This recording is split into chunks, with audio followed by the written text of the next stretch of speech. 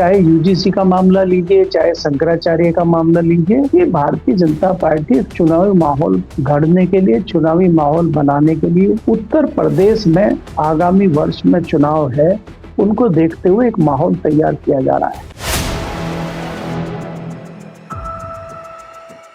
नमस्कार दोस्तों, कैसे हैं आप लोग। उम्मीद है आप सभी अच्छे होंगे। राजनीति में कब क्या हो जाए कहा नहीं जा सकता। उत्तर प्रदेश की राजनीति को देख लीजिए। अभी मुक्तेश्वरानंद से कहा गया नोटिस जारी करके कि आप शंकराचार्य हैं या नहीं, ये साबित कीजिए। 11 दिनों तक संघर्ष चला। अभी मुक्तेश्वरानंद काशी वापस लौट गए और अब वही प्रशासन जो सवाल खड़े कर रहा था कह रहा है कि हम माफी मांग रहे हैं, आइए स्नान कीजिए आकर, आप सम्माननीय हैं। तो फिर आखिरकार हो क्या रहा है। योगी आदित्यनाथ जो कालनेमी बताया करते थे, अब मुक्तेश्वरानंद को सनातन का सबसे बड़ा, सबसे आगे अलंबरदार झंडा लेकर चलने वाला मान रहे हैं क्या, करेंगे बात। केपी मलिक जी वरिष्ठ पत्रकार हमारे साथ मौजूद हैं। सर बहुत बहुत स्वागत है आपका। धन्यवाद हिमांशु जी, आपको, आपके दर्शकों को, सबको बहुत बहुत धन्यवाद जी। केपी सर, अभी मुक्तेश्वरानंद से माफी मांगेगा प्रशासन, योगी आदित्यनाथ झुक गए हैं, तो ये ड्रामा क्रिएट क्यों किया गया। ये 11 दिनों तक शंकराचार्य वहां पर धरना देते रहे, उसके बाद बड़े बड़े भारी मन से वो वापस लौट गए। यही सब करना था, माफी मांगनी थी तो फिर पहले ही मांग लेते, इतना ड्रामा क्रिएट ही ना करते, 1-2 दिन में चीजें सॉल्व हो जाती। देखिए हिमांशु जी, अगर आप देखें, मैं आपको पहले दिन से ये बात कह रहा हूं कि इस मामले में कहीं न कहीं राजनीति हो रही है, कहीं न कहीं सियासत साधी जा रही है।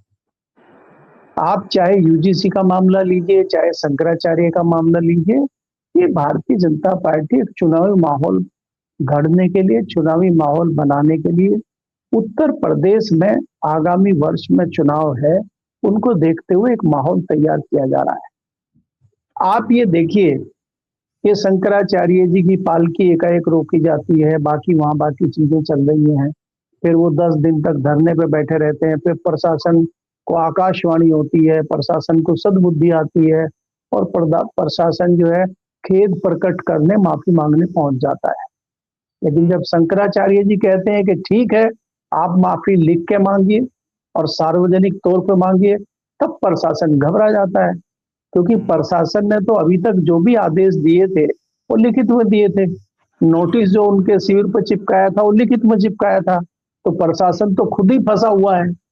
तो ये जो चीजें चल रही हैं, ये कहीं ना कहीं पर्दे के पीछे इसमें बहुत बड़ी राजनीति है, और वो भारतीय जनता पार्टी की अंदरूनी राजनीति है। इसको समझने के लिए आपको याद होगा कि गुजरात में चंद रोज पहले जब एक भाषण दिया था उन्होंने, एक किसी कार्यक्रम में शिरकत अमित शाह जी कर रहे थे, और उन्होंने ये कहा था कि जो सरकार संतों का, साधुओं का, सनातन धर्म का सम्मान नहीं कर सकती, संतों का सम्मान नहीं कर सकती, वो सरकार दोबारा सत्ता में नहीं आ सकती। तो किसको कह रहे थे?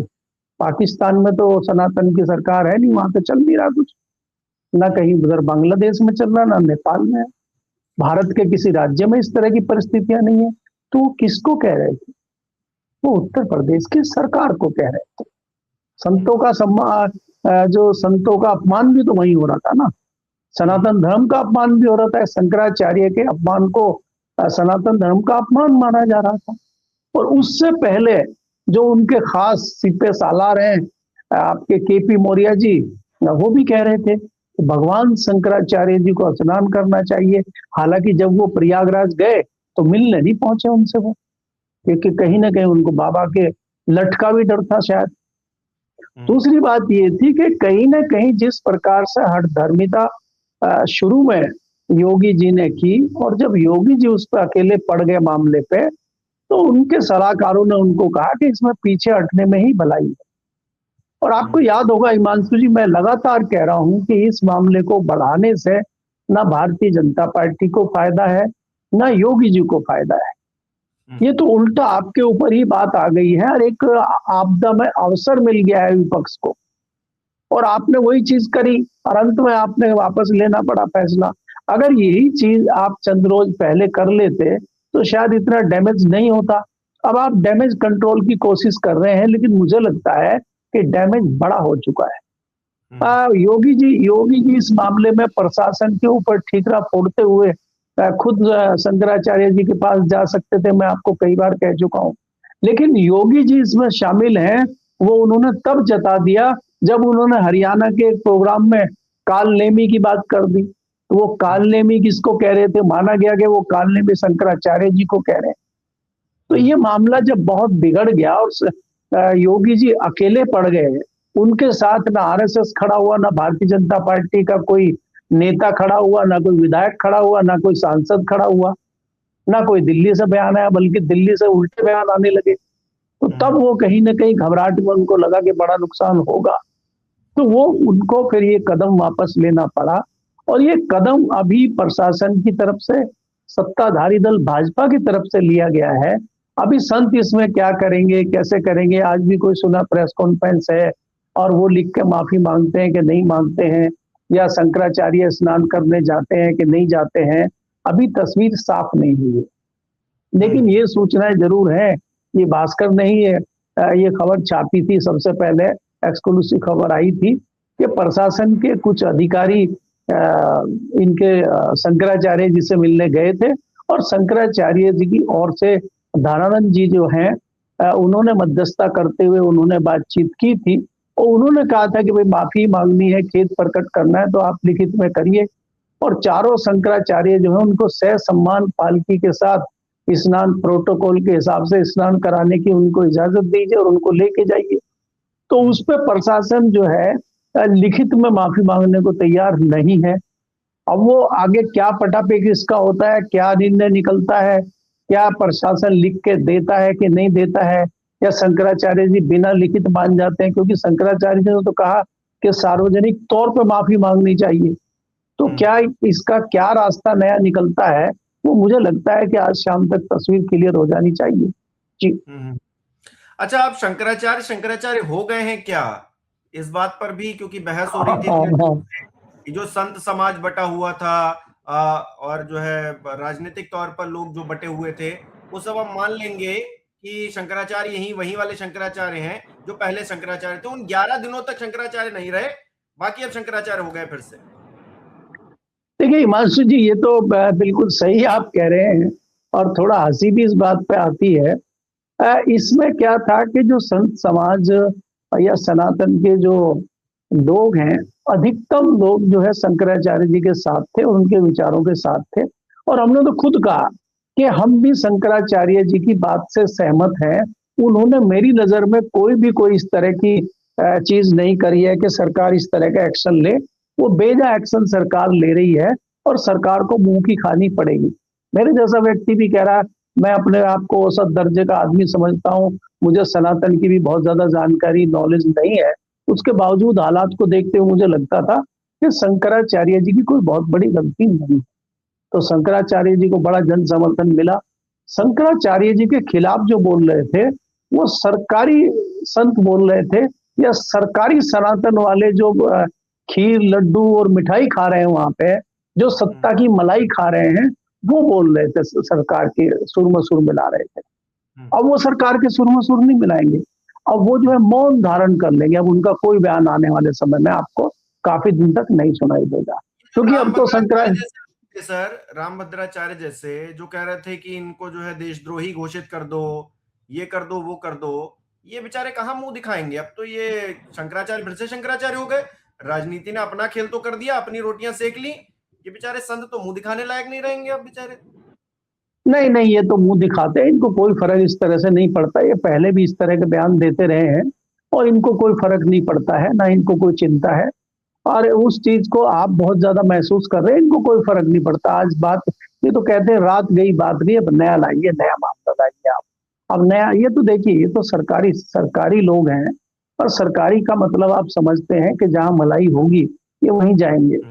ये इस तरह के लोगों का, इसीलिए मैं आपको कह रहा हूं कि चंद लोग थे वो जो खिलाफ बोल रहे थे या सरकार के सुर में सुर मिला रहे थे। देखिए, सरकार को आलोचना सुनने की आदत होनी चाहिए, सरकार की आलोचना होनी चाहिए।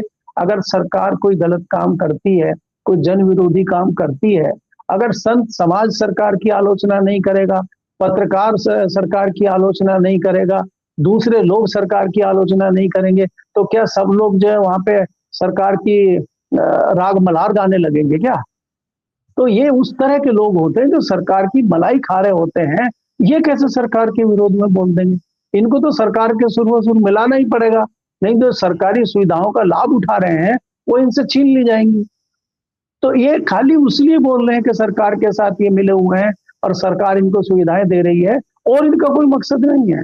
इनका कोई सनातन के लिए भी कोई बहुत ज्यादा जिम्मेदारी या सनातन से बहुत ज्यादा इनका ये ऐसा कुछ नहीं है। ये तो जहां माल मिलता है, जहां खाने को मिलता है, वहां पहुंच जाते हैं। ये उस कैटेगरी के लोग हैं, तो इन पर बहुत ज्यादा विचार करना, इनके बारे में सोचना, मुझे नहीं लगता है कि इस तरह का चर्चा हमें करनी चाहिए। बात ये देखनी चाहिए कि बड़ी तादाद में शंकराचार्य के साथ लोग आए, और ये बात निश्चित हो गई। दूसरी बात ये हो गई कि भारतीय जनता पार्टी आपस में ही जो इंटरनल चीजों को कर रही थी, वो पोल पट्टी खुल के आ गई है। जब भारतीय जनता पार्टी के तथाकथित चाणक्य एक बयान देते हैं और वो इस तरह की सनातन की बात करते हैं, तो तस्वीर साफ हो जानी चाहिए कि मामला क्या था और कहां तक मामला पहुंच गया। क्योंकि मुझे लगता है कि जब चाणक्य का मामला योगी जी पे नहीं चल पाया और वो सीधे सीधे उनका कुछ नहीं बिगाड़ पाए, तो उन्होंने छदम तरीके से ये इस तरह की चीजें करी और ये करने की कोशिश करी। उसके बावजूद भी वो योगी पे बहुत ज्यादा दबाव नहीं बना पाए, उनको नहीं हटा पाए। तो मुझे लगता है कि ये उनकी भी हार है। जी।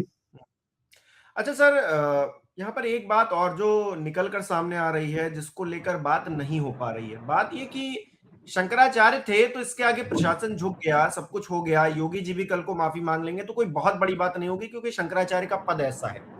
प्रधानमंत्री भी कल को आकर पैर छू लेंगे तो कोई दिक्कत नहीं होगी, सारा मामला ठंडा पड़ जाएगा। लेकिन शंकराचार्य के साथ जब ऐसा व्यवहार हो सकता है, शंकराचार्य को लेकर इतनी परेशानियां खड़ी हो सकती है, तो आम आदमी, आम सनातनी, आम देश का नागरिक, क्योंकि असम के जो मुख्यमंत्री हैं हिमंता बिश्वा शर्मा, वो कह रहे हैं कि असम से मुसलमानों को बाहर निकालना है, इनको इतना परेशान करो कि ये राज्य छोड़कर भाग जाए। तो ये अगर सरकार साजिशें करने पर आएगी किसी के खिलाफ, तो कोई बच नहीं पाएगा, और ये कानून, संविधान, ये सब बैठकर तमाशा देखते रहेंगे। क्या ये सच्चाई है इस देश की? नहीं, देखिए हिमांशु जी, ये तो अति हो चुकी है इस चीज की। आप अगर ये इस तरह से तुलना करेंगे तो बहुत सारी चीजें हैं। हेमंत बिश्व शर्मा क्यों कह रहे हैं, क्या कह रहे हैं, ये औसत दर्जे का व्यक्ति भी समझ रहा है। वो इस तरह की बातें करके मुस्लिम समाज के खिलाफ लोगों को भड़का के और हिंदुओं को एक इकट्ठा करके अपना चुनाव साधने के चक्कर में वो ये बोल रहे हैं वो कोई बहुत बड़े देशभक्त हैं, उनको बहुत ज्यादा चिंता आसाम की हो रही है, उनको बहुत ज्यादा जो घुसपैठी है उनकी चिंता हो रही है। ऐसा कुछ नहीं। अगर वो ऐसी चीज उनकी होती तो वो अभी तक 25 प्रस्ताव पिछले 5 साल में केंद्र को भेज चुके होते, कुछ ग्राउंड पे काम करते। उस पर कुछ नहीं किया उन्होंने। वो खाली नूरा कुश्ती कर रहे हैं, कोरी भाषणबाजी कर रहे हैं, और वो चुनाव जीतने के लिए, जो आगामी चुनाव वहां है, उसको जीतने के लिए वो नए नए हथकंडे अपना रहे हैं। देखिए, प्रशासन हो, सरकार हो, सरकारें, प्रशासन किसी के खिलाफ भी, आम आदमी के खिलाफ भी जो आवाज बुलंद कर रहा है, साजिश करने पर आएगा तो किसी भी हद तक चला जाएगा और उसे कोई रोक नहीं पाएगा। क्योंकि शंकराचार्य जैसा अगर व्यक्ति माघ मेला छोड़कर बिना स्नान करे चला गया, तो फिर कोई बचा नहीं है, मतलब कोई आगे है नहीं उसके कि उसको लग रहा हो कि नहीं नहीं ये सरकार है तो हम ही हम हैं, हमारी हर बात सुनी जाएगी। कोई इस गलत फहमी में ना रहे, ये हमको दिखाता है क्या सर? नहीं हिमांशु जी, आप बिल्कुल सही कह रहे हैं, किसी को गलतफहमी नहीं होनी चाहिए। आपको अभी आपने उत्तर प्रदेश में यूजीसी का मामला देखा, ब्राह्मण समाज को और स्वर्ण समाज को बड़ा घमंड था कि हमारी सरकार है, हमें तो कुछ नहीं करेगी। उन्हीं को ठीक कर दिया सरकार ने। और इसको सरकार ने कुछ किया है ऐसा नहीं है, सरकार ने अपने हित के लिए उनको प्रयोग किया है, अपने हित के इलेक्शन जीतने के लिए एक जहर फैलाने का काम जातिवाद का उन्होंने किया है। आप ये देखिए ना कि भाई उन्होंने एक हिसाब से ओबीसी और एससी एसटी को भी खुश कर दिया ये कानून लाके, और उसको रिजेक्ट करके, मैं तो कहूंगा कि 60 गांठ से रिजेक्ट रोक लगी हुई है और ये शायद आएगा भी नहीं, तो उससे स्वर्ण समाज को भी खुश कर दिया। दोनों समाज खुश हो गए और हमारे राजनीतिक हित भी सध गए। ये रणनीति है सरकार की। मैंने आपको 2 दिन पहले भी उदाहरण दिया था जाट समाज का, कि जाट समाज को कांग्रेस ने आरक्षण दिया था और फिर कोर्ट से आरक्षण रुक गया, तो यही भारतीय जनता पार्टी ने कहा था कि हम आपको आरक्षण दिलवाएंगे, हम कोर्ट में लड़ाई लड़ेंगे, हम ये करेंगे वो करेंगे, और उनको उनकी वोट को साध लिया गया था। साधने के बाद में फिर वही बात है। तो ये आप सोच रहे हो या किसी को गलत फहमी हो, किसी समाज को गलत फहमी हो, किसी जाति को गलत फहमी हो, किसी एक वर्ग को गलत फहमी हो कि ये हमारे लिए कुछ बहुत बड़ा कर रहे हैं या करेंगे, वो गलत फहमी है। ये अपने स्वार्थ को साधने के लिए, अपनी पार्टी के स्वार्थ को साध कर सत्ता में आने के लिए सारे षड्यंत्र करते हैं। जनता के लिए, किसी वर्ग के लिए ये गलत फहमी लोग बैठे थे हमारे लिए करेंगे, ऐसा कुछ नहीं। और आगे भी ऐसा ही होगा। आप उत्तर प्रदेश में देखिएगा अभी क्या होगा। ये सीधा सीधा जो अंग्रेजों वाली जो नीति है, फूट डालो राज करो, उसी रणनीति पे हम वापस वहीं आ गए हैं कि देखिए लोगों को ऊंच नीच में बांटो, लोगों को जातिवाद में बांटो, लोगों को अलग अलग वर्गों में बांटो। तो उससे क्या है कि लोग आपस में लड़ाइयां करते रहेंगे, आपस में उलझे रहेंगे और हमारा काम निकल जाएगा। आप ये देखिए कि किस तरह के नारे लगे हैं, आपने देखा है। यही मोदी जी के लिए कह रहे हैं कि मोदी जी की कब्र खुदवाने के नारे लोगों ने लगाए, मोदी जी के फोटो पे चौराहे पे जूते मार रहे हैं लोग। तो ये तो मोदी जी उनके दिल के हीरो थे। ये तो कह रहे थे हर हर मोदी घर घर मोदी। व्यक्ति ने किया होता तो अब तक जो है पता नहीं क्या एनएसए लग जाता, बहुत सारे लोग अंदर चले गए तो बुलडोजर चलने लगता अब तक तो। मैं वही कह रहा हूँ, बुलडोजर बुलडोजर पहले चला है। और इसी तरह जिस तरह से आप शंकराचार्य जी की बात कर रहे हैं, दूसरे लोगों की बात कर रहे हैं, आपके अयोध्या में बुलडोजर चला था ना, एक आदमी पे बलात्कार का आरोप लगा था और कोर्ट ने उसको बरी कर दिया, चला था ना बुलडोजर। तो अगर कोई दूसरा, मैं कह रहा हूँ यही नारे जिनकी हम बात कर रहे हैं, कब्र खोद रहे हैं और टुकड़े टुकड़े कर रहे हैं, ये तो पीछे टुकड़े हुए थे, कब्र भी खुदी थी। तो कहाँ है वो लोग नारे लगाने वाले? सब जेल में हैं।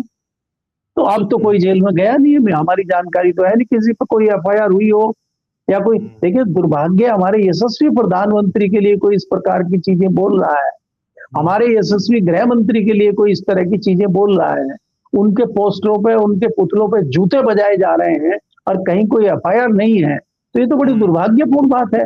अभी से कम सैकड़ों में एफआईआर हो जानी चाहिए थी, सैकड़ों लोगों को गिरफ्तार कर लेना चाहिए था। भाई देश के प्रधानमंत्री के ऊपर आप इस तरह का व्यवहार करेंगे, देश के प्रधानमंत्री के बारे में आप कहेंगे कि आपकी कब्र खुदेगी, तो उन पर तत्काल एफआईआर होनी चाहिए। क्यों नहीं हो रही है? क्या कारण है? तो ये चीजें सोचने वाली बात है कि ये क्या चीज फैलाई जा रही है और हम क्या कर रहे हैं। खाली वोट पाने की खातिर, खाली सत्ता में आने की खातिर हम समाज में किस प्रकार का जहर घोल रहे हैं, हमें ये विचार करने की आवश्यकता है। और ये गलतफहमी दूर हो जानी चाहिए उन लोगों की जो इस गलतफहमी में जी रहे हैं कि सत्ता हमारी है और जो हम चाहेंगे वो होगा। सत्ता 1 मिनट में ठीक कर देती है और सत्ता ने कर दिया ठीक और दिखा दिया। बिल्कुल, एक झटके में हालात, जज्बात, सब कुछ बदल गया। बहुत बहुत शुक्रिया केपी मलिक जी हमारे साथ जुड़ने के लिए, तमाम बातचीत के लिए। हमारे दर्शक किस तरह से देख रहे हैं इस विषय को हमें कमेंट करके जरूर बताएं। इस वीडियो को लाइक करना, शेयर करना मत भूलिएगा। हमारे चैनल को सब्सक्राइब नहीं किया तो वो भी जरूर कीजिएगा और साथ ही साथ ज्वाइन बटन पर क्लिक करके आप हमें सहयोग भी कर सकते हैं। बहुत बहुत धन्यवाद।